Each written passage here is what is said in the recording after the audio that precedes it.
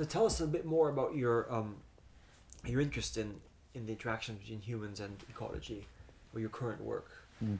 Mm. Your cur- Well, there are a couple of strands okay. to the research. When is it?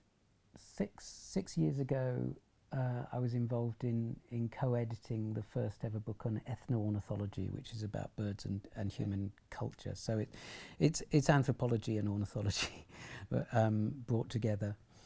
And how that plays out now in my research, a big project which is funded so far by the Arts and Humanities Research Council, is an internet-based archive project called the Ethno-Ornithology World Archive, EWA. And what EWA will do is to be a public-facing archive on the internet of people's knowledge of birds, but particularly their culturally related knowledge of birds. So for ornithologists, their culturally related knowledge is as an ornithologist, right? Yeah. But people everywhere, in all cultures, have some sort of bird folklore, and birds may be more or less important to them, you know. And what's an example? So, for example, in some native North American traditions and native South American traditions, folklore about, or let's not say folklore, let's say knowledge about birds may be considered so sacred that only a small part of the community has that knowledge, and sharing it with anyone else would diminish its power. We've come a very long way in the West from thinking knowledge about birds is sacred. I'd kind of rather like to restore that sense. But what our archive offers in a situation where these knowledges are being lost is the opportunity for communities to archive their knowledge and to choose for themselves who they share that knowledge with.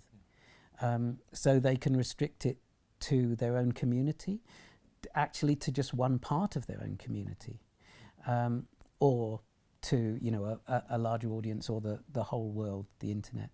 That's a very big project. It's a massive project. The three sort of pillars of ethnobiology, you might say, are obviously biology and anthropology, but also linguistics, dealing potentially with 7,000 languages.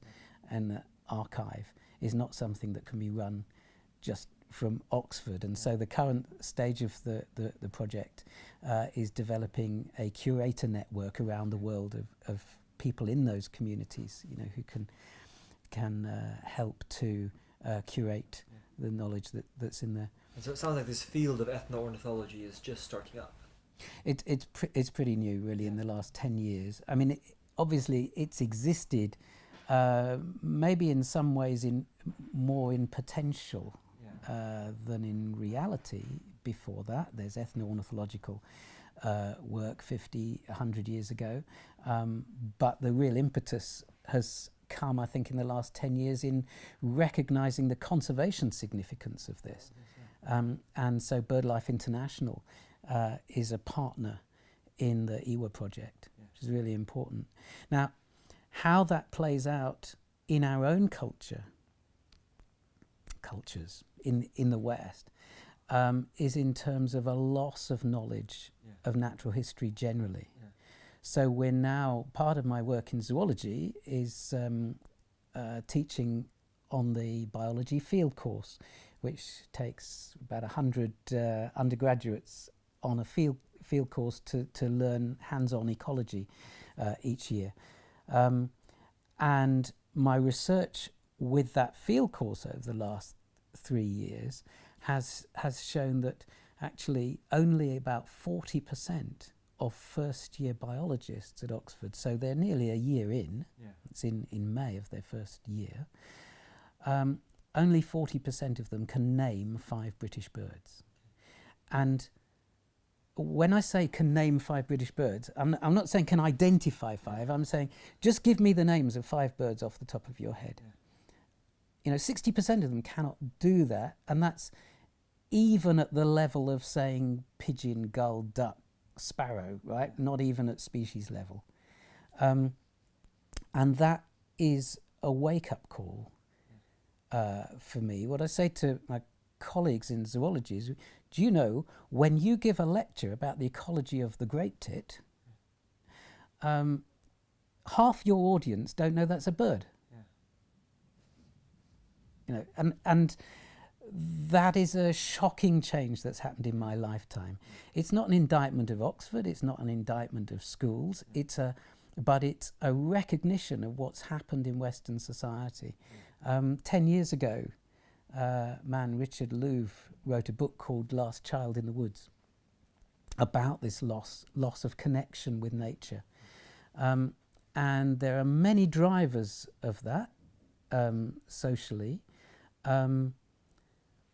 But we're starting to hear people saying, well, yeah, I don't know what a robin is, but why should I? Why does it matter? Yeah. Well, we take that back to the conservation issues and the fact that conservation is necessary for a sustainable future for humans.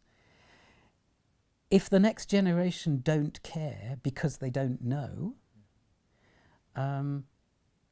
where is our sustainable future?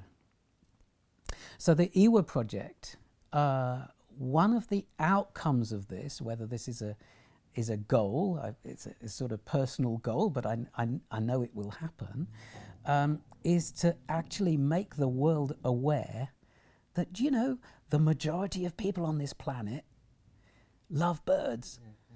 And they do care, and they do know their names. And what's happening in the West is peculiar.